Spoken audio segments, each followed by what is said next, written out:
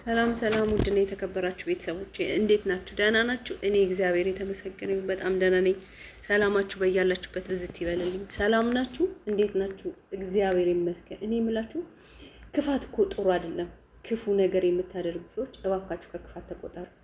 በተለይ መተት በሰው የምትልኩ ስልብናን በሰው የምትልኩ ሰዎች የእውነት እኔ እንዲህ አረብ ሀገር ተቃጥዬ እየለፋው ያመጣው እናንተ መተት ብትልኩብኝ ገንዘቤን ብትሰልቡ ምን ዋጋ አለው? ምን ይጠቅማችኋል? በምድር ላይ ስትኖሩ ልትበሉ ትችላላችሁ፣ በሰማይ ቤት ግን ዋጋችሁን ትከፍላላችሁ።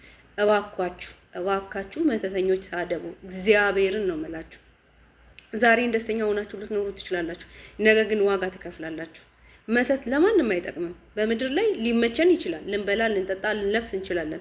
ሰው ልናጎሳቅል፣ ሰውን ከሰውነት ተራ ልናወጣው፣ ሰውን በመተት ልናደነዘው፣ ሰላሙን ማሳጣት፣ እየሰራው እንዳይባረክለት፣ እጁ ገንዘብ እንዳይዝ እየሰራን አምጥተን በቤት ውስጥ እቃ ያለ በማበላሸት እንደዚህ አይነት ነገር ጥሩ አይደለም። ሰው እግዚአብሔርን አንድ ጊዜ እንዴት ቆሞ አያስብም?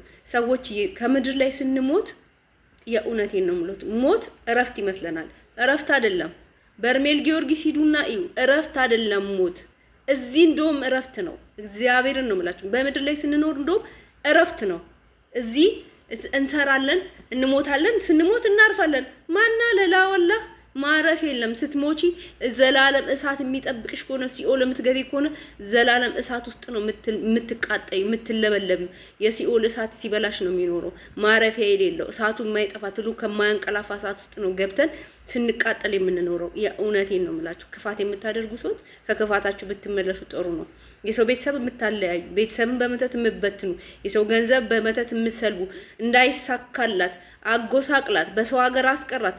አረ ይሄ ጥሩ አይደለም። እግዚአብሔርን ምን አለ ለዛሬ ክፋታችሁ ነገ ዋጋ ያስከፍላችኋል። ወለ ልጆቻችሁ ለልጆቻችሁ ይቀመጣል።